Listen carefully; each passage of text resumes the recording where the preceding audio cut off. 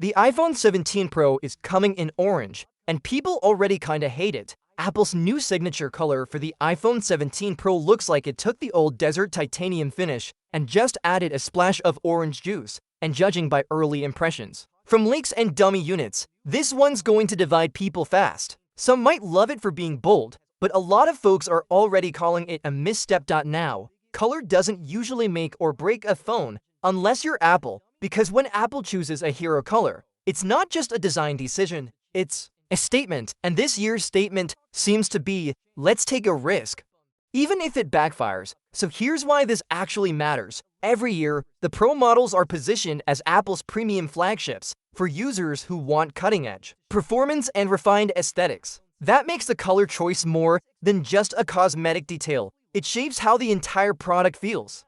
And if the new orange ends up being polarizing, or worse, seen as tacky, it could push some people away from the Pro lineup altogether, especially this year when the redesign of the iPhone 17 Pro and Pro Max already isn't sitting well with everyone. The early sentiment has been lukewarm. A lot of longtime users don't love the new design direction, and now the color isn't helping. That could shift attention toward the standard iPhone 17 models, or even the new iPhone 17 Air, which are reportedly getting more universally appealing color options. Based on leaks, purple and green are coming to the base models, and both actually look great.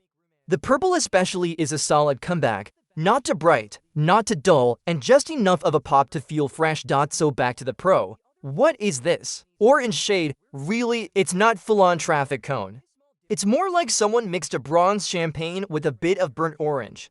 It's got a warm undertone, but depending on lighting, it can look either sleek or weirdly muddy. That inconsistency might be the biggest issue, because unlike colors like last year's ultramarine or desert titanium, which had a clear identity, this orange lacks confidence.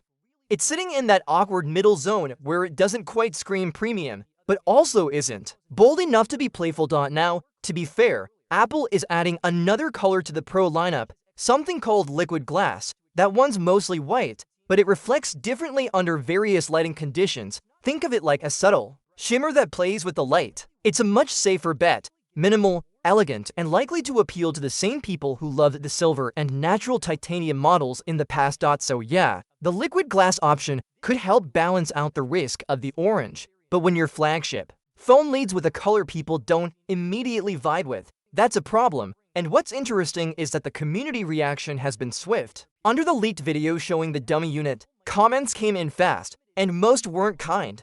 A lot of users compared it unfavorably to last year's colors.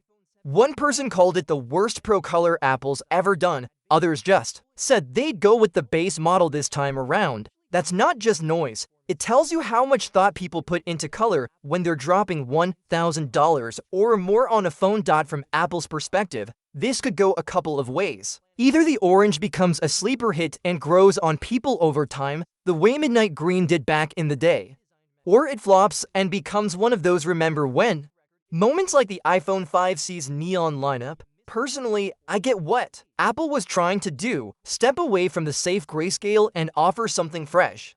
But this shade feels like it missed the mark by just a few degrees. It's neither bold enough to be exciting, nor refined enough to be timeless. If I were buying an iPhone 17 Pro today, I'd probably skip the orange and go for the liquid glass, or even wait to see if the green or purple versions make it to the Pro later in the cycle, which Apple has done before. Still, props to Apple for not playing it safe. The tech world always talks about innovation, but it's rare to see risk-taking in something as simple yet impactful as color.